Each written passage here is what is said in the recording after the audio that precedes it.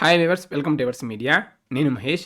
ఈరోజు మన ఈ వీడియోలో applied physics R20 regulation applied physics యొక్క లెక్చర్ నోట్స్ అనేది డీటెయిల్గా డిస్కస్ చేద్దాం. కంప్లీట్ పీడిఎఫ్ అనేది మీకు అందించడం జరుగుతుంది. ఇక వివరాల్లోకి వెళ్దాం. వెళ్ళే ముందు స్మాల్ రిక్వెస్ట్, ఇలాంటి అప్డేట్స్ ఏవి కూడా మీరు మిస్ అవ్వకుండా ఉండాలి అంటే మన ఛానల్ని సబ్స్క్రైబ్ చేసుకోండి. అదేవిధంగా మన టెలిగ్రామ్ ఛానల్లో కూడా జాయిన్ అవ్వండి. టెలిగ్రామ్ ఛానల్ లింక్ అనేది డిస్క్రిప్షన్లో ఉంటుంది.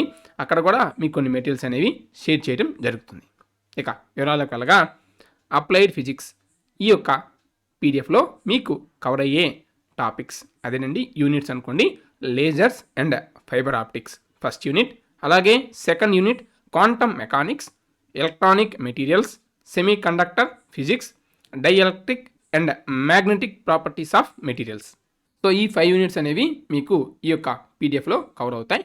సో ఈ యొక్క పీడిఎఫ్ అనేది అందిస్తున్న వారు Malla Reddy engineering college autonomous campus. So వాళ్ళకైతే ఇది కంప్లీట్గా ఉపయోగపడుతుంది. వేరే వాళ్ళకు కూడా ఇది యూజ్ అవుతుంది. కాకపోతే అన్ని యూనిట్స్ అనేవి మీకు కవర్ అవ్వవు. సో మీకు ఏ యూనిట్స్ అనేవి ఇందులో ఉంటాయో అవి చెక్ చేసుకొని ఆ యొక్క రెస్పెక్టివ్ యూనిట్స్కి ఈ యొక్క మెటీరియల్ని యూజ్ చేసుకోవచ్చు. సో శాంపిల్ చూపిస్తున్నాను. Laser and fibre optics. So ఇది యూనిట్ 1 అనమాట. సో యూనిట్ 1 ఇంట్రడక్షన్, అదేవిధంగా డీటెయిల్స్ ఉన్నాయి కదా. సో కంప్లీట్గా చాలా ఇన్డెప్త్గా చెప్పారనమాట. సో మొత్తం 91 పేజెస్ ఉంటాయి. కంప్లీట్ అప్లైడ్ ఫిజిక్స్ యొక్క సిలబస్ని కవర్ చేశారనమాట. సో ఇది ఒకసారి చెక్ చేసుకోండి. ఈ యొక్క పీడిఎఫ్ అనేది మీకు మల్లారెడ్డి ఇంజనీరింగ్ కాలేజ్ వెబ్సైట్లో దొరుకుతుంది. అదేవిధంగా మన టెలిగ్రామ్ ఛానల్లో కూడా ఇది అప్డేట్ చేసాం, చెక్ చేసుకోవచ్చు.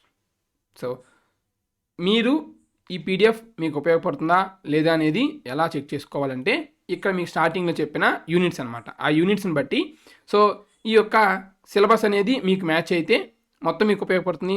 లేదా కొన్ని యూనిట్సే మీకు మ్యాచ్ అయితే ఆ యూనిట్స్ యొక్క కంటెంట్ అనేది ఈ యొక్క పీడిఎఫ్ నుంచి రెఫర్ చేయొచ్చు.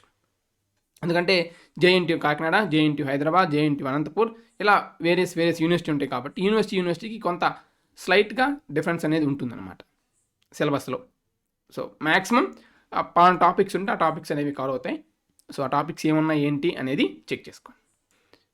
ఇవే కాకుండా మీకు ఇంకా ఏదన్నా పలానా సబ్జెక్ట్ గురించి పీడిఎఫ్స్ కానీ, మెటీరియల్స్ కానీ, క్వశ్చన్ పేపర్స్ కానీ కావాలి అనుకుంటే కామెంట్ సెక్షన్లో కామెంట్ చేయండి. తప్పకుండా వాటి మీద డీటెయిల్ వీడియో చేయడం జరుగుతుంది.